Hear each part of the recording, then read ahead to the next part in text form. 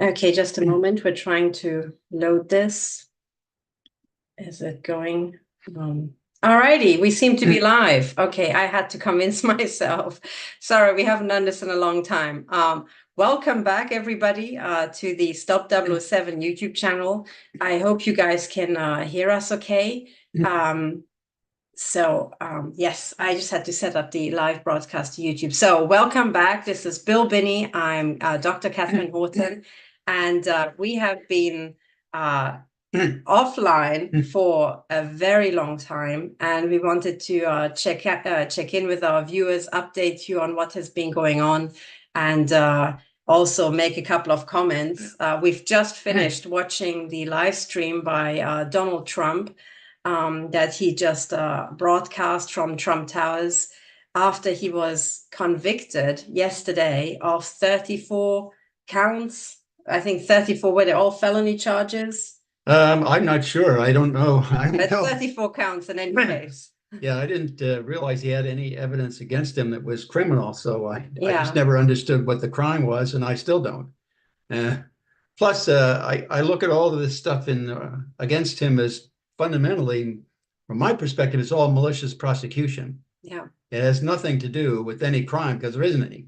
Yeah. So I just can't see it. So I mean, these people should not be, in my view, they should not be practicing law anywhere. They're not qualified. If they do this kind of thing to him, I mean, they could do this to anybody. I mean, that's really, I mean, and when the governor of New York State comes out and says, "Oh, we're not going to do this," because she was trying to keep people from leaving the state, taking companies out of the state, taking money out of the state. Keeping taxes. She wanted to keep everything in there. So she said, "Oh, we won't do this to anybody else. We'll only do this to Trump." Well, that tells you it's a fraud.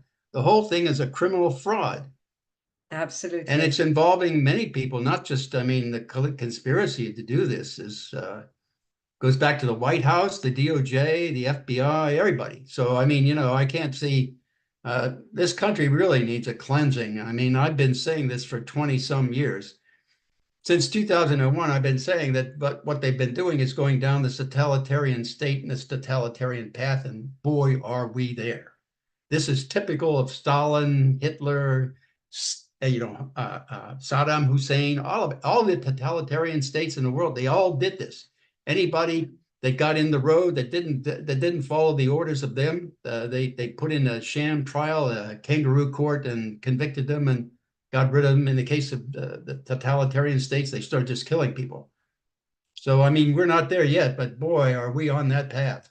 Well, I would argue that we are already there. It's just that they are not killing high-profile people currently. I mean, I also would like to, remind our viewers that the United States is one of those countries where the intelligence agencies blew the brains out of a president live on camera. That happened before. People kind of, forget about it. But well, they're not killing Trump and high-level politicians yet, but they are already mass murdering the population with the targeted individual program.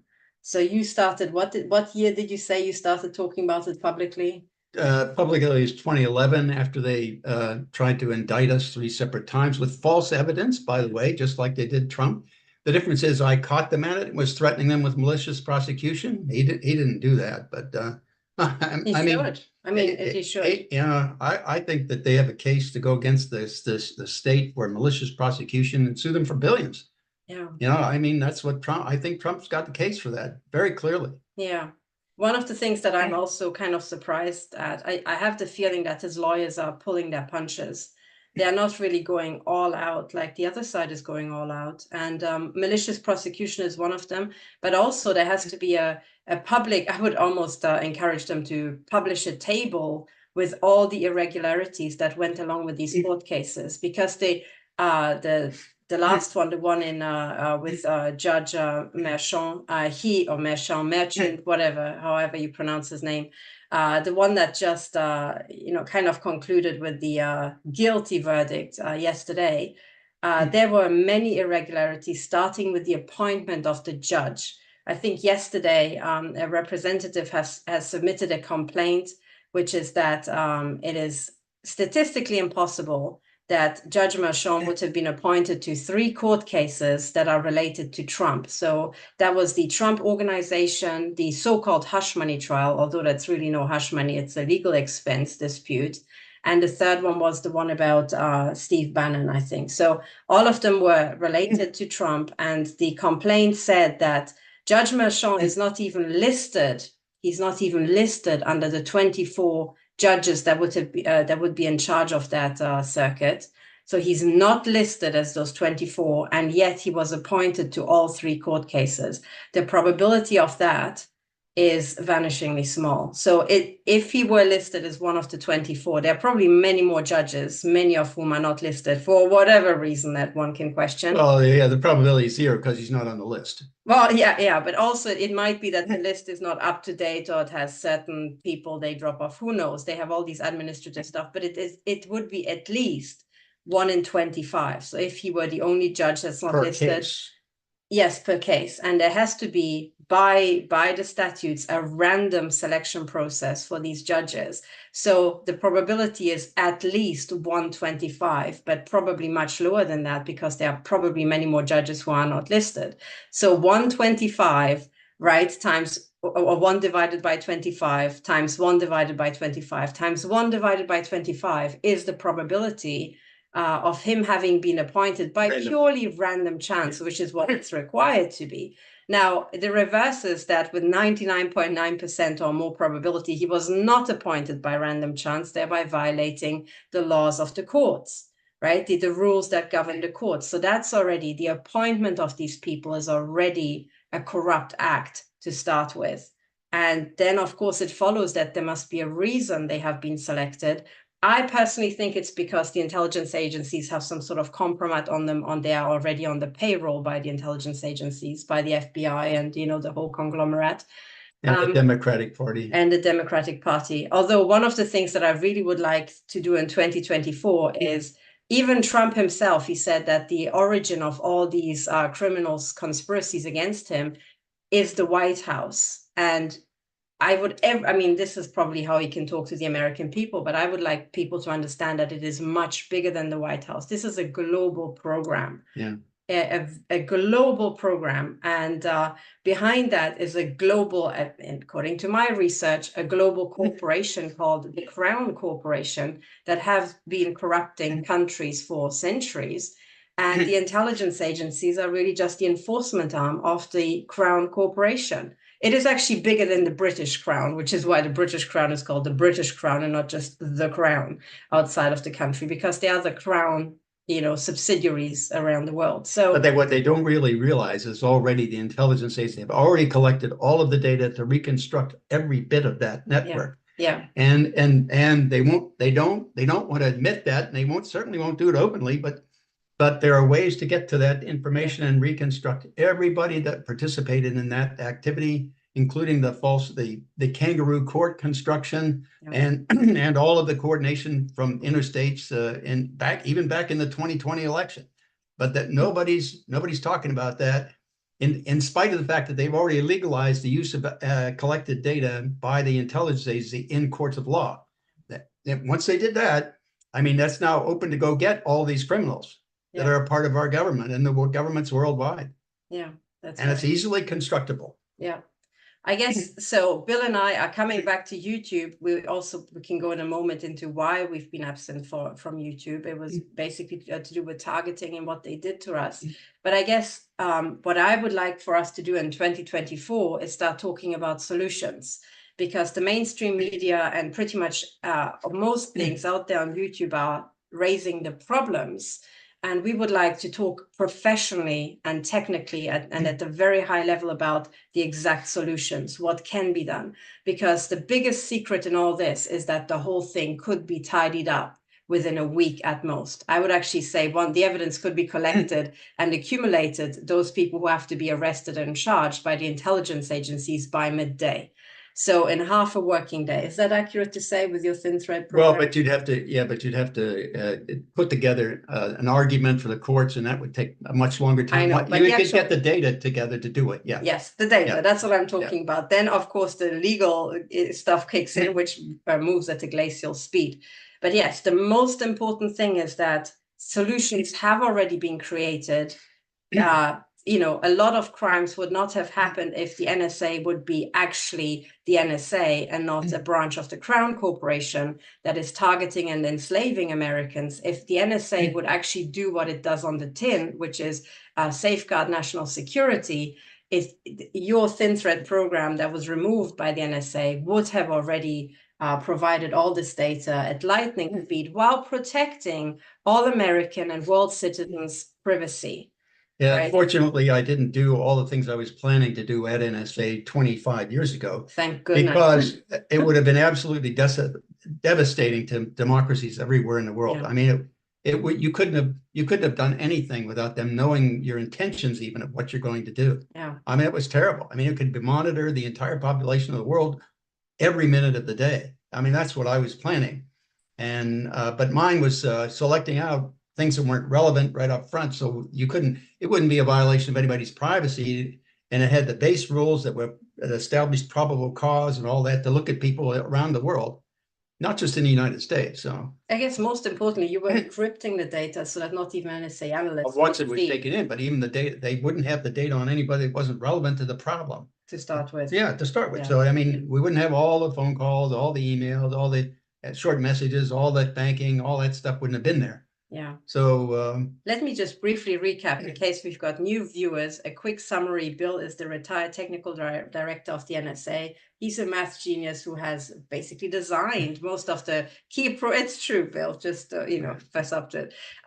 He's designed the key programs that are used by the NSA, the so-called Five Eyes, which are the partners of the NSA. The Five Eyes are the intelligence agencies of the United Kingdom, of Canada, Australia, New Zealand, and the United States. The Five Eyes, and on this note, I would like to point out two things about the Five Eyes. Number one, everything is an official British Crown colony apart from the United States. So you've got the UK itself, you've got Australia, New Zealand, and Canada, all of them Crown Corporation, or Crown, British Crown, colonies. And then you've got the United States. So it's almost like the United States is an unacknowledged colony of the United Kingdom. It very much looks like that. The second thing to point out about the Five Eyes is that it's 5 eyes and not 10 eyes. So you have 1 eye per country, which is the all-seeing eye. So it's an implied direct admission that really the all-seeing eye, aka the Illuminati, as a subset of the Freemasons, right, is what these intelligence agencies truly are and what they are working on, who or whichever network they're working for. So it is the all-seeing eye Illuminati network that is the intelligence agencies. And that, ladies and gentlemen, explains everything you need to know, why they're so bloody corrupt, which is because they're working for the oldest and biggest international, transnational criminal organization in the world, being the Illuminati/Freemasons. So, there you go. All this is implied. Now, one of the things that we would like to do going forward, as we're discussing all this, is bring people up to speed about the technologies that have already been developed and the processes that have already been put in place to safeguard and very quickly stop all the crimes that you can see currently happening all around you. Not just at the federal level, the state level, but also the local level, as well as the international level. There's many, many things, government processes, government systems that have existed in the past. Some have been disabled, others have been removed and destroyed. But this technology and these processes have already been invented. Humanity has already known about them. But this international crime cartel has forcefully removed all those safeguards. In the case of Bill, he developed the Thin Thread program, which was doing intelligence analysis and at the same time safeguarding people's privacy by encrypting everything and by not collecting everybody's communication unless there was probable cause. So the NSA did not have everybody's communication. What the NSA did is that they stripped these safeguards, they removed the encryption, and they started taking in everything. And with everything, we really mean everything, which means not just all Americans' telecommunication, which is unconstitutional and unlawful and violates the NSA's own, charter. right? Because they're not allowed to spy on Americans. They are a foreign intelligence agency, but they are also collecting every individual's communications anywhere in the world. But they're enablers also of the CIA and the FBI and other agencies in the United States government and around the world with the Five Eyes, and at least 9 other countries that are participating with them that I know of, and I have evidence for from the Snowden material and from my background. Of course, I was involved with a number of these countries, so I know a lot about this stuff. And the problem is that they partition things with certain countries, but others, like in the Five Eyes, especially with GCHQ, I don't know if there's any partitioning of the data there, because they can allow each other to look at one another's countries and find information about like they can have the Brits look at like they did with Trump, I think, in terms of the Brits looking in to see if they can get evidence against him, or find evidence that would involve people they were targeting inside the United States, but U.S. didn't want to be involved, so they get the Brits to do it, because if they look at the same data set, they can do that. It's plausible deniability. And gives them plausible, and that's what Washington runs on, plausible deniability. That's why when I tried to testify down to Congress about this stuff, they didn't let me do it. Like, for example, when Amash and Conyers had that group of representatives that wanted to unfund the NSA mass collection of data in 2013, right after the Snowden material came out, I was asked to go down there and talk to their committee and the group that was involved at a certain time and date. And when they put it on the calendar, why President Obama at the time called a meeting of all the Democrats in the House at the time. He called a meeting at the time of that scheduled talk, and so they couldn't have the meeting. So it was canceled. So 4 days later, they had to vote on the issue of funding or not the NSA collection. And they lost the vote by, I think, 12 votes. But both he and Alexander, the director of NSA at the time, my understanding is they both made a concerted effort to stop that vote and to subvert it and to make it to not have that pass and unfund this mass surveillance, which is in direct violation of the First, Fourth, Fifth, and Sixth Amendments of the Constitution, because that's what they're using it for. FBI and CIA are using that to go against people in the United States, and they're using it to go and arrest people. They've been doing it for years. Feinstein admitted to that on the Senate floor, and so did others. And it's just an unconstitutional act that's being done by our government in a structured way, by government on a large scale. In other words, it is organized crime. Yeah. It is organized crime. So my research in the past, you can find it in YouTube, my YouTube videos from 2016 about deep capture and systems analysis. My whole work was about showing that deep capture, as in the capture of government by organized crime, criminals, psychopaths, is not just a coincidence or, it just so happens. No, it is an intrinsic outcome of the pyramid organizations that we have. Deep capture is a certainty. It's not a question of, is a government going to be captured? The only question is when, how quickly. And that's because all of our government systems, all of our human systems, companies, but especially governments, courts, the Federal Reserve or central banks or, banking organizations and networks, they have all been designed by humans doing the first thing they could think of, or the best thing they could think of. Even the, revered US Constitution was just something a bunch of guys made up.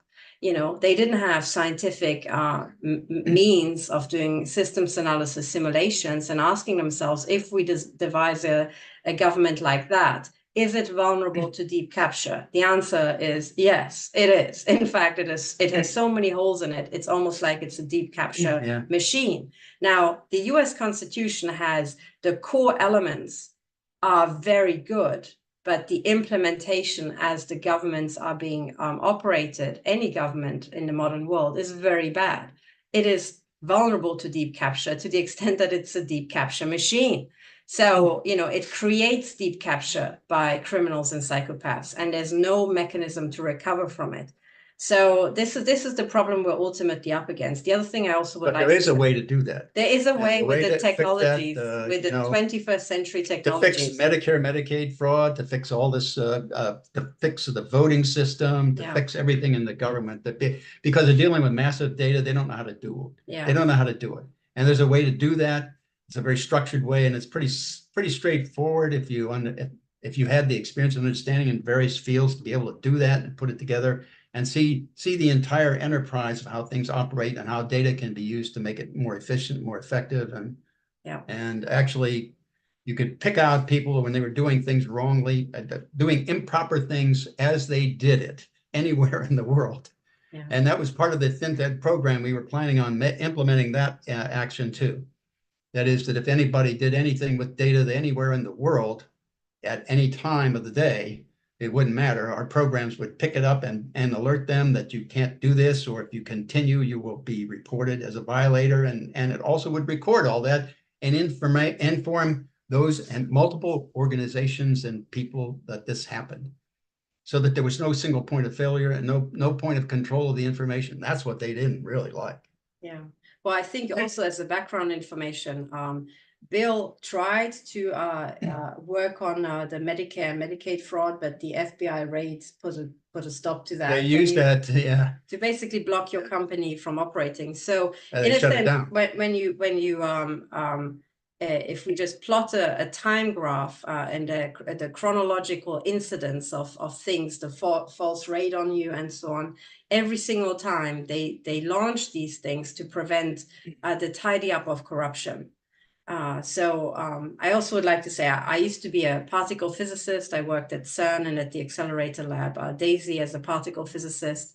And in particle physics, large data analysis is the bread and butter. So we have trillions, if not quadrillions, of data events from the collision of elementary particles that are blasting into our particle detectors. And we have to make selections at high speed. We cannot store all the data that the particle accelerator, the detectors throw off. So we have to make very rapid, high-level decisions. So the selection process that Bill is talking about, I am extremely familiar with, because that is just the basis of all particle physics experiments. Yes. So what he did in at NSA is very similar to what I did in particle physics. So I can confirm that, yes, you can make sophisticated selections on the fly. And as much as we threw away, in inverted commas, all the other data from particle physics, Bill is saying one can throw away all the telecommunications of innocent people who have nothing to do with anything. And there's absolutely no reason to violate their constitutional rights to privacy, right? Now, unless the only reason why you would want to collect everybody's data all the time is if you are a transnational criminal organization, you want to build profiles on people to know exactly how to target them, who their loved ones are, and to find compromise, as in compromising information on them or their loved ones. So that means if you want to, blackmail a judge, you can look at, hey, has he ever looked at child porn? Or can he be made to look like he's looked at child porn? Or can his son be made to look like he looked at child porn, etc.? And that gets back to that program that we were working on. It did build those profiles. And we were also, I was planning on doing what we called profiles of interest. So in other words, if you had a profile of an activity that you wanted to find anywhere in the world and you put it in the software, it would find it for you and monitor it every minute of every day. That's the point. That would have been the devastating point for anybody putting in like the profile of a Republican or a conservative or whatever, a libertarian, and say that if they do this or whatever, you could put in any rule you wanted, just like the telecommunications companies can do for filtering and sorting out what you can look at in the media they have and control. They can sort that out so that you get the less likely or less interested to you up front, and then you have to really dig down in to find what you're really after. That could be fixed too, but they don't want to do that because that doesn't fit into their money-making program. So, I mean, the more they advertise, the more they get. That's the whole key. So they want to push as much out as possible and not filter it down to what you really want, because then it could be efficient. Just like the intelligence communities, if you filtered it down to what was really relevant, You would have a highly reliable set of information to be able to be successful at stopping crime and whatever anywhere in the world. And that's the problem I had in the 1990s. That's why I did the Thin Thread program with Ed Loomis and to try to solve these problems so that people didn't waste their time on irrelevancies, so they could actually stop things before they happen instead of like now they're a forensics organization. After the crime, they say, oh yeah, here's everybody that was involved with that person in the crime, but that's, after everybody's dead. I mean, this is not the objective of intelligence, I'll tell you that. From the beginning, intelligence was predict what was going to happen in advance so you could do something to stop it or divert it or something. That's what we did, and that's what we did with the Soviet Union. I mean, we knew in advance they were going into different countries like Czechoslovakia in 68 or Afghanistan in 79. We knew these things in advance. So, I mean, and that's what intelligence is supposed to do. Well, we need to get back to that. So unfortunately, right now, the NSA database is used for targeting people. And I strongly believe, well, first of all, I think the judges who were hand selected by the network to preside over Trump's court cases, but there's a much bigger network behind that. For example, I also don't believe for a second that the 12 jurors were appointed by random chance. The problem is that it's not a public or random selection, like a public lottery drawing, where you can see the balls, go down the machine and then the lottery numbers are being pulled. These jurors are appointed in secret, essentially, with absolutely no public control over the appointment process, and we are asked to believe that it's random, but then judgments just like the one that we had yesterday kind of proved to me that these people have been hand selected either to be corrupt or to have some sort of compromise, because otherwise they have to be really completely fucking stupid to go along with stuff like that. There was so many outrageous things with this court case that showed that it was a criminal conspiracy. One of the glaring ones was, for example, that the judge opened up so the jurors, instead of having to be unanimously agreeing on certain charges, could just agree that on some charges, and they could agree four could agree on 3 different things that they thought Trump was guilty of. And it was not limited to even stuff that was presented in the court case. Now, how insane is that? I didn't see any evidence that anything was there, that there was any guilt involved at all. Exactly. Also, the other part, the prosecutors didn't have to actually present any sort of evidence. I read through the transcript of Stormy Daniels' testimony, for example, and there was absolutely no hardcore evidence of anything. There was nothing. So typically, a judge would not allow testimony like that. But curiously, that was all allowed in. I have not read the so there was it wasn't videoed, so the transcript is the only thing you have. And I have not read the transcript of the Michael Cohen testimony, but he is a judge called him a serial perjurer, as in a pathological liar. So there were so many criminal aspects of this court case, criminal as in criminality of the court itself. It is insane. But my point is that it's important to know about mass surveillance and this whole building of profiles and trying to find compromise on people to understand what is actually going on. Because the actual, when the tire meets the track, what it looks like in practice is exactly this, that you have 12 jurors who seem to be either completely stupid or corrupt to the core. Now, getting 12 people who are all egregiously corrupt is actually hard if you have a random selection, which is why I strongly believe the FBI did not do a random selection. They hand selected these people. That's what I strongly believe, based on the outcome that I saw and based on how nobody raised any complaints about the corrupt criminal process that was unfolding before the public's eye leading up to it. And hopefully when Trump gets elected and he goes in to correct this, he's got to start with the databases at NSA and CIA and FBI. He's got to start to clean up those databases. And before he does it, if he wants to get the bad guys involved in all this activity, the data is there to do that. So if he wants to do that, you can do that before actually purging the data of anything that's irrelevant. I mean, that can be easily done also. But that would take away all this totalitarian state capability, because they wouldn't be able to look at, for example, all the judges on the Supreme Court are in there. Everything they're doing electronically is in there. So, but that could be purged out of the databases.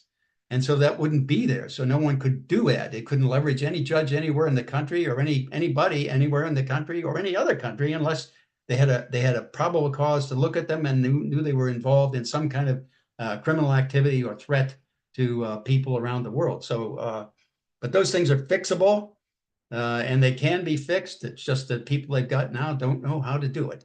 Yeah. And so. Yeah.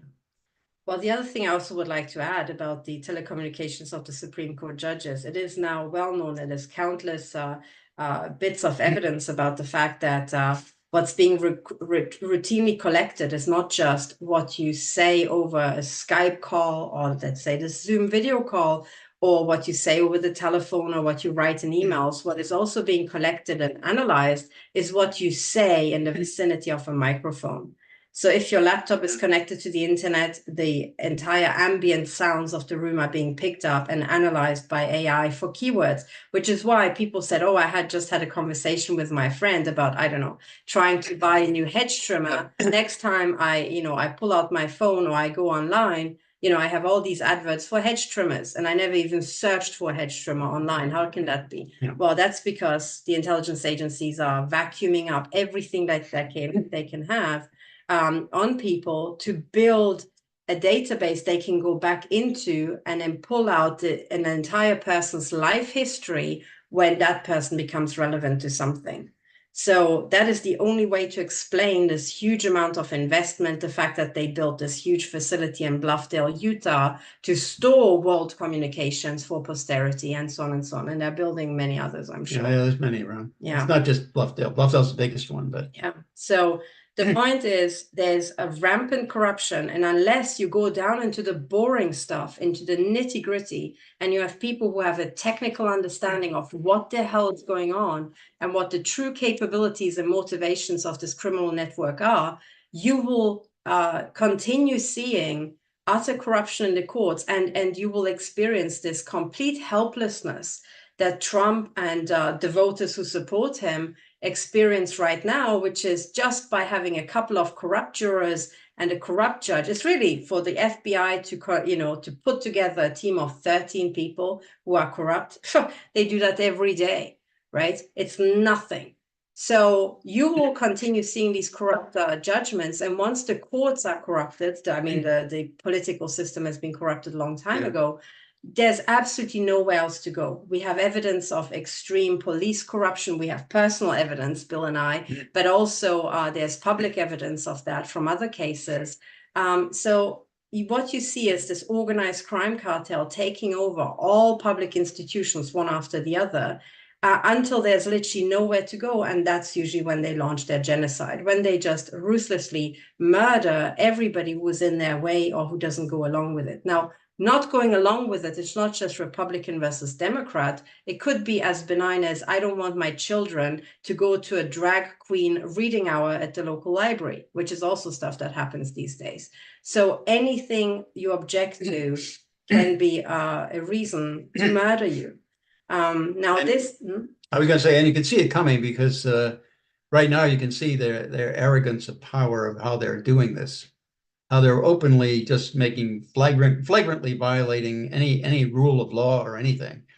I mean, they just charge people to get them off the street. If you're a Republican, they do that, been doing that with any number of people and destroying them. Yeah. So it's the flagrant arrogance of them coming out with it because they're basically saying to the American public, we have the power and what do you think you can do about it? Exactly. That's fundamentally what they're saying. Yeah.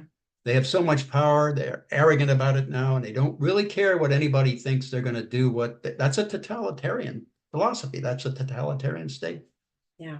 Well, one thing, I guess, as the average person is listening to us, they're probably wondering, yes, but what can I do about it? I don't have. There's a very simple thing. Just vote every Democrat out of office. Yeah. Well, whatever you don't vote Democrat because they're the ones doing all this. Yeah. For me, it was quite an eye opener. There's I should post a link in the description after this. I think her name is Carol Swain, African-American professor. And she published an entire little summary of how the Democratic Party was behind slavery, how all the major proponents and all those people were trying to stop the drive to have slavery stopped for. So they were trying to stop the stop. And Lincoln was a Republican. Yeah, yeah. And it was a real eye-opener for me because first of all, in German school, I didn't learn very much about the history of America, apart from some very crude dates here and there. But the details of the Democratic Party and the Republican Party, I had no idea. That was so Carol Swain's, it's called The Inconvenient Truth About the Democratic Party. And I will put the link to the video in the description below after we finish the live stream. And that was a real eye-opener. So to me, based on my research, it very much looks like the Democratic Party is an outfit of the Crown Corporation, and it is the mechanism of how to bring not just African Americans, but the whole of the United States back into slavery. It was Catherine Austin Fitts, former Assistant Secretary for Housing, and a whistleblower who exposed the black budget that's trillions. How trillions are being laundered through HUD, the Housing and Urban Development Fund. Catherine Austin Fitts, another very important person people should look up about, read up about. She said that as she was tracking the history and the methods of this global crime cartel, at some point she asked herself, why the hell did they ever get rid of slavery? Now, not because she thinks, oh, we should have slavery. No, she knew what a bunch of Nazis and criminal psychopaths they are. And her question was, what was the incentive to allow the dissolution of slavery? And then it hit her. It's because they replaced the slavery of African Americans with the slavery of everybody. It was like, wow, next level business plan for these criminal bastards. They were like, hang on a second, instead of just enslaving the black population, we could enslave everybody. Damn, why didn't we think of this earlier, right? So if you think about it in terms of that, how the real goal is to enslave everybody because you multiply the profits you have from slavery, suddenly everything that's happening these days makes sense. We have credit card slavery. We've got absolutely crippling amounts of medical debt. Student loans are being brought in and are galloping off into infinity.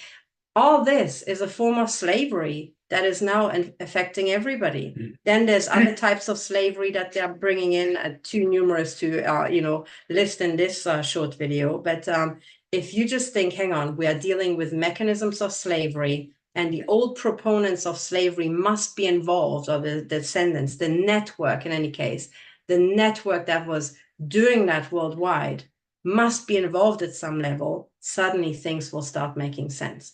So anyway, we've kind of talked about a lot of things. Basically, what we want to say is that we're coming back to this channel, and in the last couple of minutes, we'll explain what happened to us. But the point is, we want to talk about how to clean up this corruption. 2024, and we just hope Trump gets elected. If Trump gets elected, this swamp will be cleaned up, which is why they're fighting. They have exposed themselves, who they are and how they work, so much that they are now desperate to prevent Trump from coming into power, because they know a significant amount of tidying up will happen. For example, in the last governmental period under Trump, a very big thing that he did was to try tidy up the Veterans Administration. So we know that from friends of ours who are, are veterans. It was terrible. People couldn't get medical appointments. People were being tortured by, psychopaths who were in the system. And Trump himself said publicly, we sacked thousands of sadists, people who were just enjoying torturing veterans. Now it's really true. If you go and want a medical, so what Trump brought in is if they didn't give you a medical appointment within 24 hours, you could go anywhere and they had to pay for it. Now that is really what had to have happened, but yet he did it. He also brought in the pharmaceutical, you could order pharmaceuticals from anywhere in the world. You didn't have to stay inside the United States. That broke that law confining everybody to buying the high-priced pharmaceuticals in the U.S. So that was another way of breaking the cabal that was I think that the swindling people. The pharmaceuticals have been reversed since then by Biden, unfortunately. But anyway, the point is that the biggest secret is that there are no, that the solutions are the secret. So they want you to believe that there's nothing one can do. It has always been like that. And the truth is that good and upstanding and hardworking people have already found solutions in the past, but they were physically destroyed, financially destroyed. They were destroyed with lawfare, like the type that goes after Donald Trump. Right. The other big thing on this channel, which was my biggest topic from the start and will continue, is the targeted individual program. So these are people who are being tortured to death by the intelligence agencies. They get attacked with directed energy weapons. They are victims of covert, non-consensual implanting with microchips and remote-controlled biotechnology that can be used to remote control them and remote control pain, induce pain synthetically. So we have some scientific results about that, and that also needs further investigation, but these are real crimes that are happening. Now, one of the things that I did back in 2018 is to put together a big survey of Secret Service criminality. To my knowledge, that is the first ever international survey of Secret Service criminality. I think it's the first ever survey of Secret Service criminality, but certainly the first one internationally. And it shows that there's a global program doing exactly the same everywhere. This includes Russia, China, Japan, Europe, North America. It's the same. So it's rolling out in lockstep. It's another piece of evidence that there is no real difference between Russia, China, and the US and Europe. It is all under one global organized crime cartel that is controlling the intelligence agencies and the banks, and it's doing all this. But the point about this is that the international survey also showed that what Trump is going through is just really a chapter in the targeted individual program. So 100% of the victims I worked with and that I helped as an expert witness, 100% of the victim cases I know have at some point an element of lawfare or police harassment, and typically both. But lawfare, as Trump experiences it, is just one part of the targeted individual program. In a sense, the silver lining in everything that's currently happening in the United States is that it brought home how devastating this sort of targeting can be. So the lawfare against Trump, now everybody knows about it. It's now very easy to talk about lawfare against individual victims who have been implanted. Lawfare has been going on for a very long time, but now it's, everybody understands what that actually means and what it looks like in practice. So that is one good thing, no matter how small, that came out of this whole thing, In a sense, it was back in 2017. Back then, we had the Techno Crime Fighters Forum broadcast. It was a 2-hour live stream every week, entirely dedicated to Secret Service criminality. And one of the things that I said back in 2017 was that really the ultimate goal of targeting, the ultimate business plan, is the royal families of Europe and the billionaires of America. And just recently, there was a big news about how a billionaire decided to support Trump. So I actually thought to myself, I think now is the time that the billionaires understand that they are the ultimate target here. And the reason why it's the royal families of Europe and the billionaires in America is because if you look at it historically, this organized crime cartel has been going around the world, rampaging and asset stripping one country after another. Right? It just went through recently Venezuela again, but it just went one country after the other. But if you map out the countries that they have asset stripped already and thrown into poverty, the whole of Africa, they're done with. Latin America, they're done with. Asia, Far East Asia, the Middle East, they are done with it. They have done it all. So what is left to asset strip? And in a sense, Western Europe and North America is ripe for picking. The next cycle will be the asset stripping of these. Now, who are the biggest landholders and the wealthiest elements in Europe and in North America? In Europe, it is the royal families. They are the biggest landholders.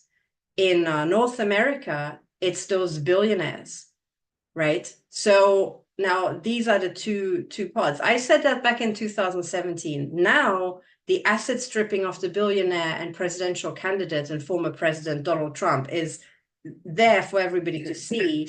And I think more and more billionaires who finally wake up and get this little message will join him, because they realize, hang on a second, he's the first one. That's the battle line. When Trump falls, we fall.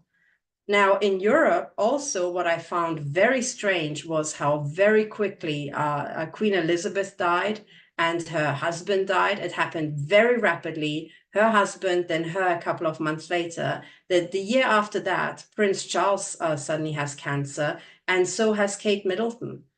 So the Duchess of whatever she is right now, Duchess of Cambridge, titles keep changing. But anyway, Prince William's wife. And I don't say that maliciously, but I'm saying it because cancer can be induced with directed energy weapons. I think also there was a public release about how Queen Elizabeth and her husband took the COVID vaccine. Well, I'm not going to say anything about that on this channel because it will remove all the content I ever put up. But I'm saying that is, at least that's what they put out. And the fact is that they died just a couple of months later. And it's actually statistically very unlikely for people to just die within the same year. You know, people are getting old and they are old and frail, but hey, people are old and frail for decades sometimes, you know, when there's such coincidence, and when it's that then paired with another pair of coincidences, you've got 4 coincidences in just a couple of months, right? That is, for me, evidence of targeting. I actually do believe that Prince Charles and Kate Middleton have cancer because they were targeted with directed energy weapons. I strongly believe that, because there's no other way that I can explain that these health issues befall 4 people in one family, so clustered together. Now, for me, that shows that the royal families are being targeted. And in the past, I put out a video where I believed that I decoded a message by the cartel announcing that it is the English royal family that they are after. It was the 300 years in the making sort of thing. It was actually a Royal Ascot advert that was coded with symbology. And there's a video out there where I explain all that. But, you know, I just decoded the Masonic symbols, and this is what it seemed to have said. And then lo and behold, just a few years later, we have this 4 people, 2 are dead and 2 are ill. So, you know, this is what it is. But when you think about it in terms of systems analysis, this global crime cartel that is controlling the banks and the intelligence agencies needs to asset strip stuff to keep feeding their members. They need to get more stuff. They are printing money as well, but you can only print so much. At some point, you want to have access to real goods, property, land holdings, real stuff, mining operations, all that. They want to have control of that. And the people who are ripe for picking are the royal families of Europe and the billionaires of America. So, you know, with that in mind, 2024 has to be a mega cleanup. And then to get back to what the individual can do, there's a million things you can do. There's a million things you can do. You can, you know, write complaints to courts. They do get inundated with letters. You can also bring court cases as voters. And we can talk about that. You have to sit down and creatively start thinking what you can do, with the premise that there's a million things you can do, tailored to your situation, you know. Yeah, if you want to save our republic, the only way to do that is to actively get involved and vote. That's true. Just vote. And you know, if you don't realize it, the Democrats are really trying to destroy this country. You need to vote all of them out. You need to send a very strong message to them so that the party give them a chance to clean up their party. The only way to do that is send them a very strong message. Yeah. I mean, they're destroying the country right now, and we have to stop that and reverse it. Yeah. Make America great is not a bad thing. Yeah, yeah.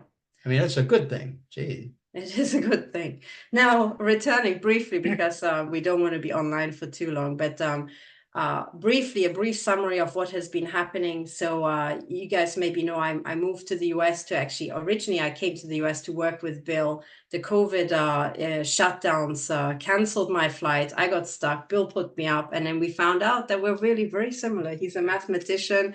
I'm a physicist. We're both fighting organized corruption in government and public offices. He in the US, me at the time in Europe. And yes, we got married. So since then, I've been living in the United States. But after we got married, the targeting program has gone truly insane. So we have been, our house and us, we were gunned with directed energy weapons from a drone. We did measurements and found out that there was an electromagnetic signal that was doing a figure 8 above our house. So you have a spectrum analyzer with an antenna, right? And where you can tell the directional antenna, and then you can see that the peak radiation is basically doing a figure 8, right? That is above the house. For a fixed wing drone. Yeah. For a fixed wing drone, right? Also, neighbors reported seeing drones. Also at night, we saw what looked like a camouflage drone. It looked like a star that was blinking twice white and twice red. We were living right next to the to Baltimore International Airport at the time, so we presumed that if the intelligence agencies fly a drone anywhere near an airport, they actually have to mark it. But otherwise, it looked like a star, like a fake star. And if you look carefully, you realize that the star was occasionally like very algorithmically blinking red, you know, in addition to looking like a white star. So we had that also just in... we have specific frequencies of energies that are government originated according to the FCC. Yeah. And they are 2 to 3 times orders of magnitude stronger than anything else in the environment. Yeah. So and they're line of sight. So, I mean, and we had them in one state. Now we're back in another state and they're here too. Yeah. So these line of sight signals are following us wherever we go. So yeah, in the FCC, these frequencies are registered as electronic warfare, and also for other signals are military signals. So these are blasting our house 24/7. Also, Bill and I are both have been covertly and non-consensually implanted in the past, and we're both being tortured extremely with those. So what they're trying to do is they're trying to, so we have torture sessions and then recovery sessions. It's very algorithmic, but they're trying to wipe out any sort of time we have together where we overlap and we both feel fine. We both feel pain-free. So for those who don't know, there's a book called Global Brain Chip and Messages, but by Dr. Hildegarde Staninger, I think 10 or 15 bucks off Amazon. And you can see photographs of biotechnology implants that have been operated out of American victims. You can actually see what these chips look like. You can convince yourself that this shit's real, as it were. But both Bill and I have these chips, and what they do is they induce synthetically generated pain. Because it's synthetically generated, it is much stronger than anything the body itself would naturally produce. So in other words, you can be tortured horrifically. There's nothing going on with you medically. You feel fine. Next moment, you are in agonizing pain as if you're about to die, and then you feel normal again. And so they have done algorithmic torture. They've tortured Bill's left side and then right side and then left, right. They did the same with me. So there's many bits of evidence where we can tell, in addition to measurements, I should say, we have bug detector measurements, we have tests with spectrum analyzers, tests with magnets. We can show that we've been implanted. I have medical certificates that show surgery, laser surgery scars on my body where there shouldn't be any, and a million other things. So, okay, just take it in. This shit's real. It's going on. And Bill and I are those people who are being tortured with them. Now, I should also say that I have a scientific article up on my website. My website is stop007.org. Under the reference section, there's a scientific article about these chips. It's called the body area network. People don't just have one chip, they have a whole network of chips. And that scientific article talks about the communication between body area networks. So between the covert technology that has been operated into people and is now communicating between people and is almost doing and setting up an Internet of Things without people's knowledge. The people being some of the things. Yeah, exactly. So in a sense, when you hear about the Internet of Things, you should complete the sentence that this is really about the Internet of Things in you that you don't know about. And think about the brain-computer interface. That is a two-way interface. Yeah. Not one way, it's two ways. So they can implant things in your brain without you soliciting their input. Yeah. So, and they can make you think things that you wouldn't normally think, basically. Now, we should also say that these are horrific crimes, and sadly, they are much more prevalent than people know. The scientific article that is on my website already assumes that I think about 30% of the population is already implanted. They just assume it, and they're like, given that that's the case, we can start talking about the communication between body area networks and so on and so on. They also list the frequencies that are used. But the good news is that even when you're implanted, once you are implanted, the evidence of the crime is in your body. It stays with you in a sense. So you have this evidence, and there's ways to measure it. There's ways to find them. We are working towards trying to get doctors to help us take them out. It's very difficult because these doctors are being blackmailed and terrorized and, by the intelligence agencies. But as these crimes become ever more known, there will be more and more ways. But anyway, so just to explain why we've been absent from YouTube for such a long time, it's basically because either Bill or I have been horrifically tortured such that we never really had an overlap where we could both just sit down and do a YouTube show. It sounds insane, but by now Bill is pretty much being tortured 24/7. There are small windows like now, but otherwise, Yeah. Otherwise Bill is being tortured, and the same with me. So yeah, that's it. Also, we had other things. I mean, right now, just like in Maryland, in our new house in this other U.S. state, which we don't really want to reveal publicly, where we're living now, our house is being gunned by directed energy weapons and pulsed energy projectiles. These pulsed energy projectiles predominantly follow me around the house. So if I come into the room, suddenly there will be impact sounds in the beams and in the ceiling above our head. So also in Maryland, we actually moved our bedroom into the basement because of the directed energy weapon gunning. The pain they caused with gunning was so intense I couldn't sleep. So we moved into the basement. I could still feel the attacks, and then eventually we put metal whiteboards on the ground floor, on the floor of the ground floor above our head to try to shield us further. And in one late night attack, the drone shot 2 holes into the metal whiteboard. We heard these horrific bangs, went upstairs and found 2 holes in the whiteboard, in the metal whiteboard. Now this is a technology that is out of this world, because typically if you have a classical electromagnetic wave, you would have to, I mean, first of all, you can't impart a longitudinal impact with classical, according to the laws of classical electromagnetism, because the field lines, the electric and magnetic field, are transverse. So if this is the direction of travel of the photon, electric and magnetic fields are at right angles, to the direction of travel. So the field lines cannot impart a longitudinal momentum, yet there are waves that seem to be electromagnetic that can do just that. Now, there's reasons why I've excluded a particle beam, but even if it were a particle beam, if you can shoot a hole somewhere, there has to be a hole, along the full beam line, but there isn't. So there is a way to, to basically do a corkscrew impact where the impulse is at a certain depth. Now, I should be said that by everything that I learned at Oxford, I studied Oxford, I did my PhD at Oxford in particle physics. Nothing I know about physics that I've been formally taught allows for this. But I also know that the Maxwell's equations are first order equations, and nothing in nature is ever first order. So in real terms, there must be other electromagnetic laws. There must be another higher order electromagnetism that I haven't been taught. And also, I know for a fact that Tesla was working on something called the death ray. And when Tesla died, his papers were basically stolen by the FBI. So I presume this is the missing Tesla technology that the US has developed into these special directed. So directed energy weapons are just the term. They also incorporate microwave weapons, which use classical electromagnetism. But pulsed energy projectiles, I believe, is the term the US military uses for these fancy schmancy weapons that can, basically punch a hole into sheet metal without having any sort of bullet holes pointing back to the drone that did it.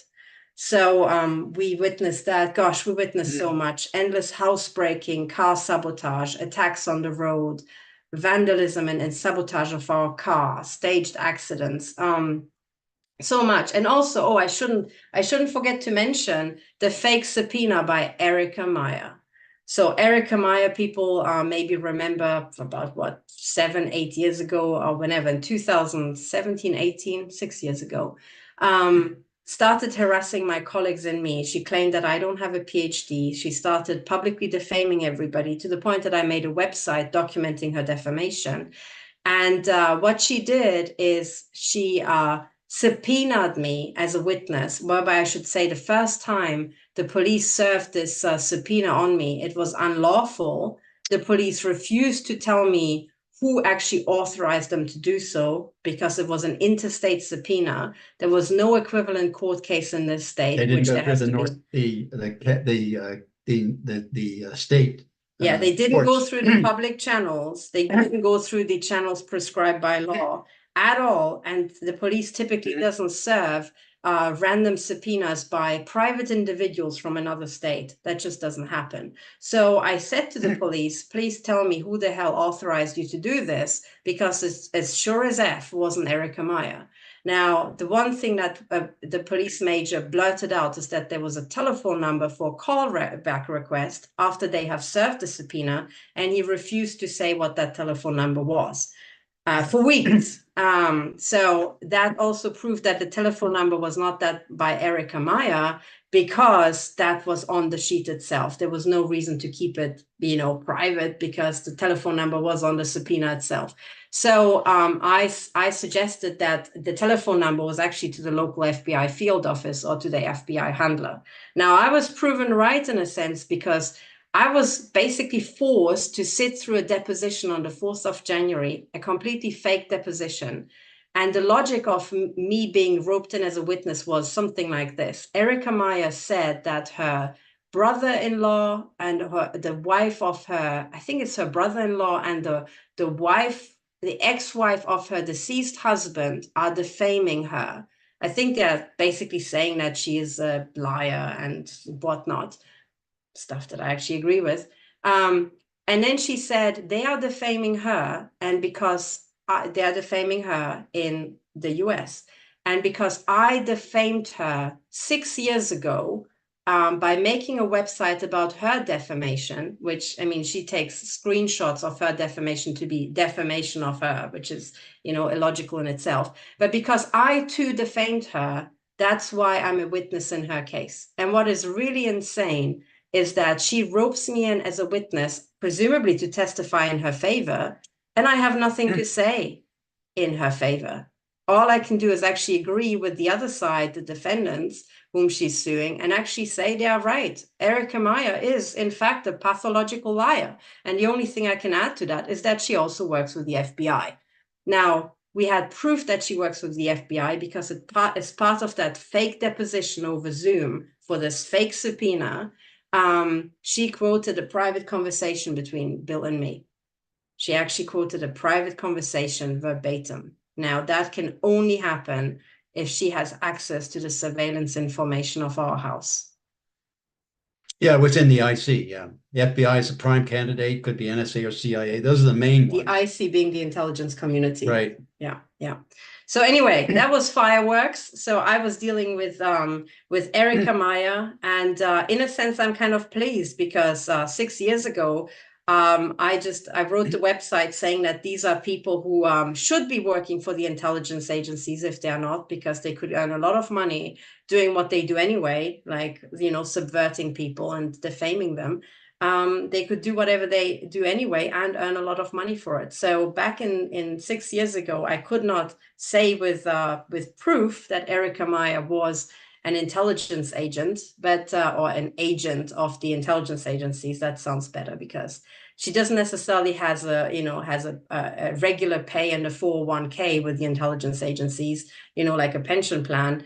She can be just somebody they hire, some schmuck, some little Dumbo that they hire to put on these little skits, So I think, but yes, she is being paid by the intelligence agencies. She has been hired to harass me.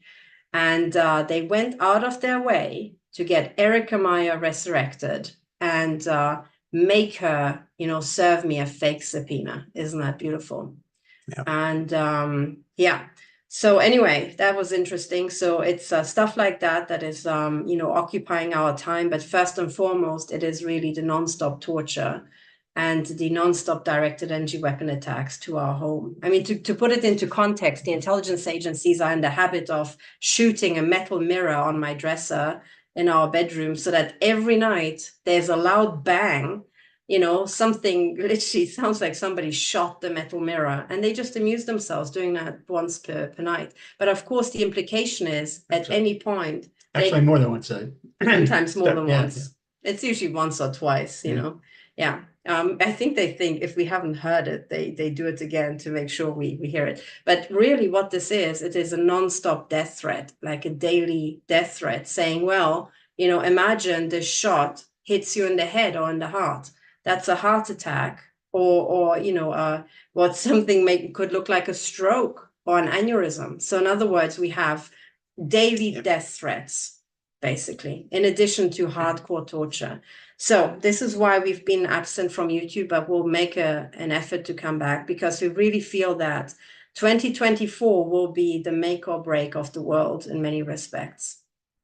I'm kind of pleased. I'm an ethnic Hungarian, and I never lived in Hungary as a resident, because I was born in Transylvania, that used to belong to Hungary, but is now part of Romania. And my parents fled to Germany in the 1980s. So when my parents and I fled, I became a German citizen. So, but I am an ethnic Hungarian. I speak Hungarian at home with my family, and I'm pleased that it is the Hungarian President Viktor Orban who's one of those people who is holding against the cartel.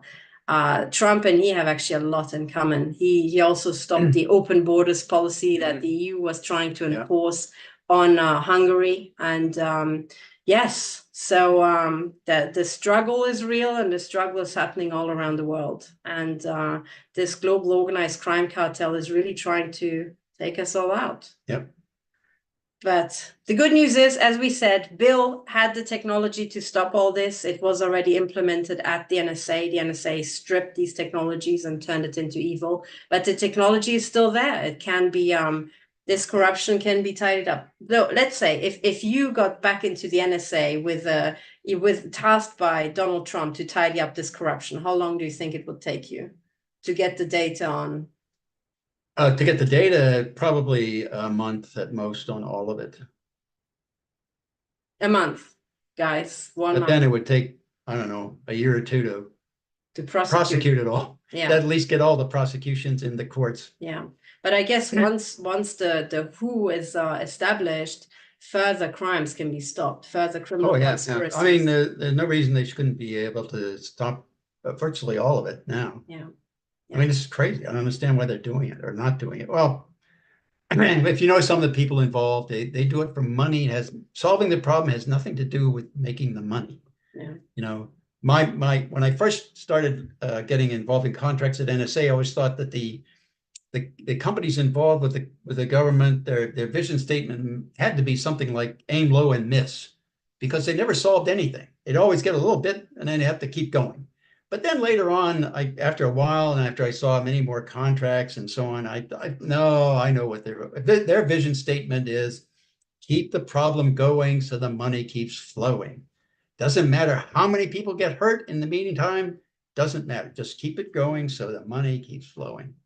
That's why when I was called in to testify to the House of Lords, they did that because I got published in one of the magazines or one of the newspapers in England, where I said bulk data collection kills people.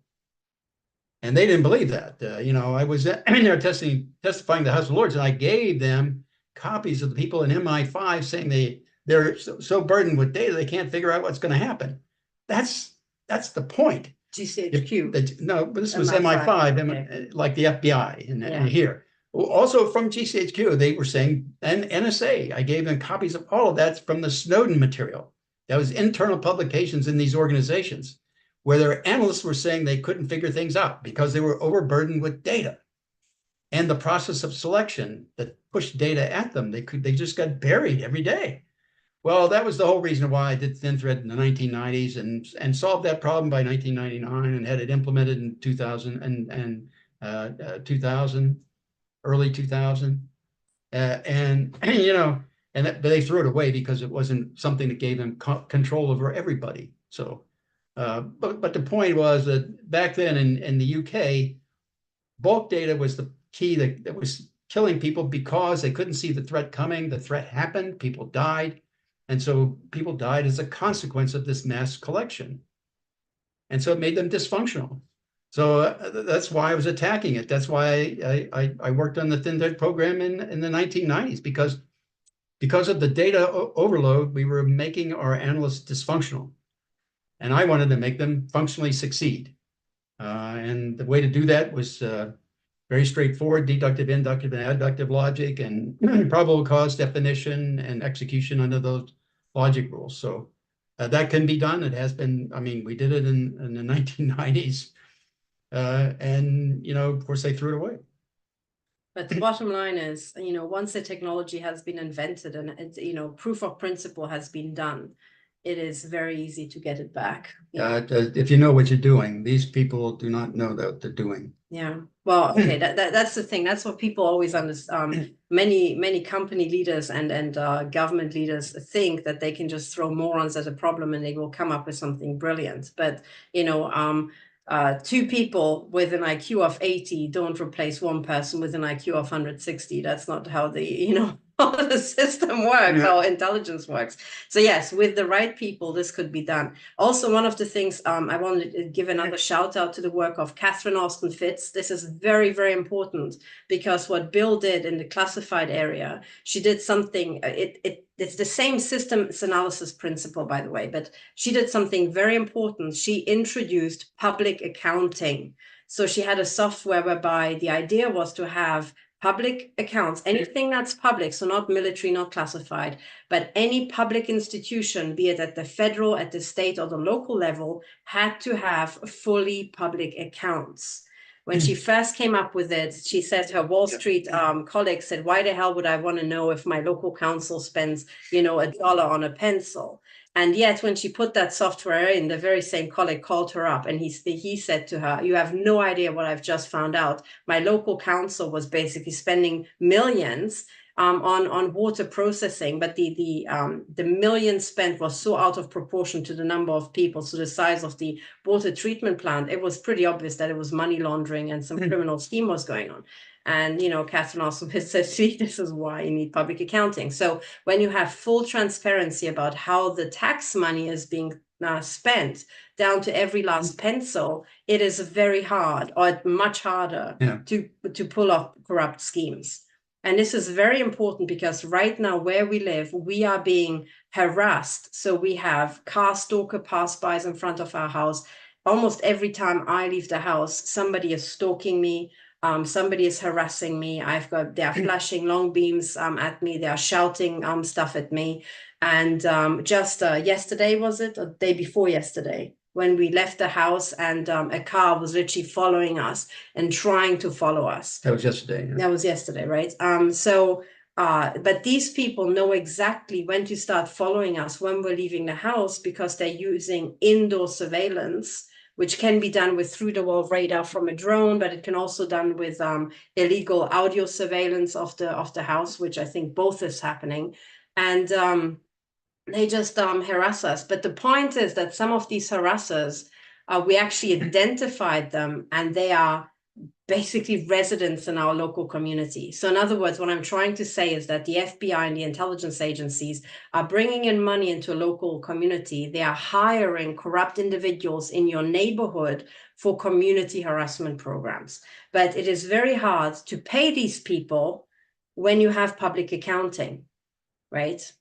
And okay, in the case of the FBI, it's difficult, but I'm pretty sure this is being funneled through semi-public programs. It's being covered up as semi-public programs, but there has to be a full audit of the intelligence agencies financially as much as operationally. Now Bill can do it for the NSA. Katherine Austin Fitz already put something in for public accounting of the governments, right, of the public part of the governments. All these solutions already exist. We just have to actually apply them and finally tidy up this corruption. Yeah. I personally really hope that I think what the intelligence agencies are trying to do is take out Bill and me. I think one of us or both, right, before the next general election to prevent us from trying to tidy up this corruption. We already tried to do something before the 2020 election. We both saw that it was foreseeable that it's going to be I'm not even allowed to say what I was about to say on YouTube because my channel will be destroyed, but it was foreseeable that interesting things would happen on the day. And Bill and I, together with Kirk Wiebe, we put together a little a template explaining how certain irregularities could be prevented, and we sent it to all the 50 plus secretaries Guam of state, and Puerto Rico, Guam and 50 Puerto Rico states, as yeah. well, plus Yeah. the 50 states of the US. We wrote to every single secretary of state, and guess how many showed an interest and replied about actually securing the integrity of the elections. It was 0, a big fat 0. So, but anyway, the solutions are there. So I'm a data analyst. Bill is a data analyst. We both know ways of doing this, right? I can just apply my particle physics principles, and Bill's already applied them. And it's with the very same things one can tidy up Medicare and Medicaid fraud, you know, all types of frauds with the right data analysis tools. All these problems could be solved in 1 month tops, right? So there we are. The solutions are there. We're just waiting for, you know, a government that actually wants to apply them and put them into practice. But our message, I think, on our YouTube really has to be very positive, right? I really love Trump's drive and positive message every time, because yes, it is very important to face up to all the corruption, all the crimes that are going on, and there are many more going on at government level that we have even listed here. But the most important thing is to know that things can be done. It's actually much easier to tidy up all this stuff than people even imagine. And we just have to get going. We just have to get going and actually start tidying them up. All right. And if you want to save our country, don't vote for a Democrat. Yeah. Yeah. I should say, as a small footnote, you know, as I followed the elections from Europe, the last couple of, I'm not talking about Trump or Biden, the previous, you know, governments and previous presidents, this global crime cartel has a way of corrupting both Republicans and Democrats. Yeah, that's For example, they are talking about the rhinos, the Republicans in name only, right? The rhinos. Yep. Yeah. Now, the rhinos are also rhinos because they are being paid by somebody to be rhinos, right? That corruption too can be uncovered, right, within a month. But the point is that this global organized crime cartel that I call the Crown Corporation, because that's what they call themselves, the Crown Corporation has a way to corrupt both. But at this wash cycle, they really put their hand up the backside of the Democratic Party. And it is absolutely insane what has happened the last 4 years. When I came to the US, I saw the last year of Trump, and then I saw the change under Biden, and it is shocking. Under Trump, there was such energy, such hope for the future, such drive. And now all I see is just a shithole, you know, falling apart. Sadly. So yes, I came to the US and I discovered I'm a staunch Republican. Yeah. I didn't know that about myself. Conservative. Let's say. Yes. Conservative. No, I'm really for the Republic. I love republics. I am a Republican. So that's what I discovered. It doesn't matter, because I am here just a lawful resident. I'm not going to vote in the national elections, but if I could, you know, there was as I was going through the immigration process, which is bloody expensive, and it's really an irony, because I think one of the people who came to the US and never really wanted to be here. It's only because of Bill. I wasn't, you know, but I never really wanted to come to the US otherwise. And I was really trying to convince Bill to come over to Europe instead. But anyway, in the end, I had to get my my green card and going through that process, which is bloody long and really bureaucratic, such a harassment process. And I was saying to Bill, listen, meanwhile, under Biden, there are millions of people coming across the southern border. How about I just take a plane ticket to Mexico? I come back on foot. I love hiking. I love swimming. But I guess I could never bloody vote for the Democrats. So if I come back with these mules and they force me to put through, 3,000 votes for the Democrats, I would have to say, I'm sorry, amigo, I can't do it. I'm gonna walk back and then fly back home. So anyway, in the end, we did the Green Party. I'm one of those schmucks who is actually here lawfully. Do you know how much money that costs? Yeah. Damn. Well, it's all worth it.